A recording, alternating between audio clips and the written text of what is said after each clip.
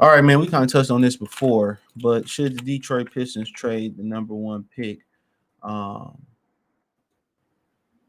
and are they planning to trade the number one pick in the 2024 draft? And I say that because they um they end up moving a lot of pieces, you know what I'm saying, at the trade deadline. And a lot of those pieces they end up moving and acquiring is going to either it's going to clear a lot of cap space.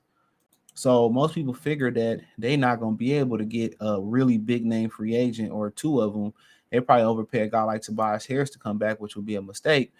But it's the plan to package the number one pick and try to, bring in and try to bring in uh uh uh and use that pick to bring in a superstar. And it depends who's available. I mean, could the Lakers blow it up? You do have Paul George that could be available. I think he need to be in a winning situation. I mean, you got a number of guys that can hit the market. I'm not saying I want this, but maybe the Mavericks say, we gotta know this Kyrie shit ain't gonna work. Maybe the Pelicans say, you know what, this ain't working. I mean, it's a number of things. I don't really follow the NBA as closely. Maybe they want to pay, Miles Bridges right now. Miles Bridges want to stay in Charlotte. And Charlotte is really, really a good low-key destination, man. They really um, did a great job of really industrializing, the city of Charlotte. I remember I went down there in the 90s and they ain't had shit. You know what I'm saying? Nothing. And now they got a lot of you know, good food spots, a lot of good shit. It's really one of the hidden gems of the South. Not even of the South, it's really one of the good hidden gems of in America, low key. You know what I'm saying? But like I said before, people say we got that star kid. He can play with, he can play with Jalen Dern, and he could be one of the Twin Towers. He from France and all that stuff. So I mean, it just depends what you can get for that number one pick, and if you can get you somebody that's established, um, so be it. But then you got to ask yourself, how many young players do they need? You know, how many young players do they need? You know what I'm saying? So that's the number one thing. How many young players you gonna be? Now, if you gonna move some of these young guys, um, if you gonna move some of these young guys, um, if you're gonna move some of these young guys, you know, while in the off season um how can I say it, to create a more of a void to need another young guy. If you're gonna trade two or three of these guys, then yeah, you can bring on more young guys. But at this point, I think they need known commodities. You know what I'm saying? And they gotta know what fit around these young guys. And then you also kind of gotta, how can I say it, you kind of also got to project how these young guys are going to do and how they're going to develop shooting the ball, defending and what you need. So if you bring in another young guy like whatever you draft, you keep the pick, then I think somebody else got to move out the door. That's just my opinion. That's just my humble opinion on things. So I feel like somebody may need to move out the door because you got a plethora of young talent there. Um, how they all going to develop? That's just my opinion on it. You know, so if they do keep that pick and whatever pick it is, and they draft it and they retain it, my thing is, um,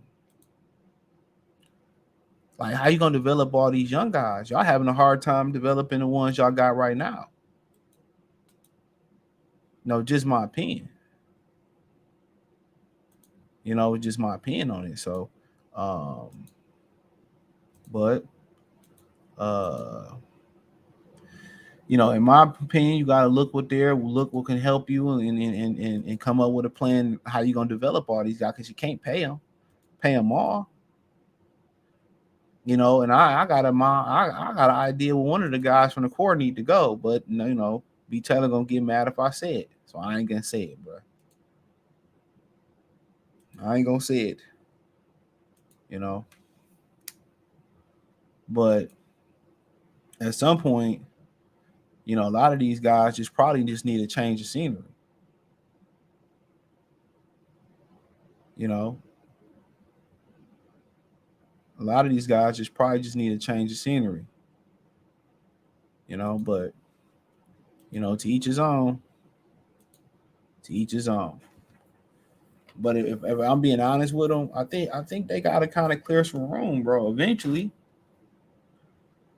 I think they gotta clear some room. And I ain't seen none of these guys play, so I'm just saying, just from on the real outside looking in, I think at some point you got to bring some pieces in that's gonna help you grow. That's just how I feel about it. I just feel like you got to bring some pieces in that's gonna really make this thing jump. So I mean, and that's up to them. That's really up to them to figure that out. But I just feel that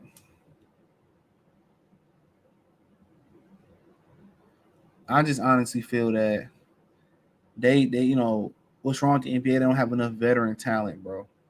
I think it's time for the Pistons to bring a veteran mix of talent. You know what I'm saying? I just think it's time to bring a veteran mix of talent. And I think the time is now for that.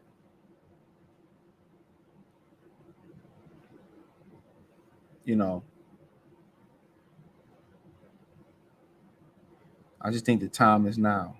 But um, but in my opinion, if it's not a premier talent, and I don't mean you got to be number one, but if you don't see somebody that you covet that can come in to help you right now, I flip the plate and try to get somebody that can come help right now. So that's just my opinion on it. You know,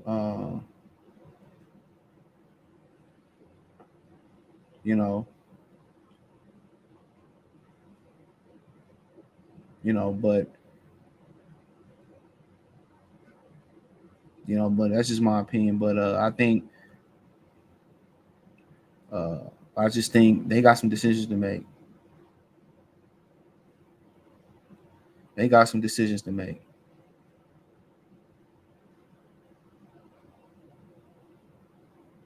I think they got some real decisions to make, man, and we'll see if they can make them, man. So thumbs up the video, share the video, subscribe to the channel. Next subscribe button is the bell icon button.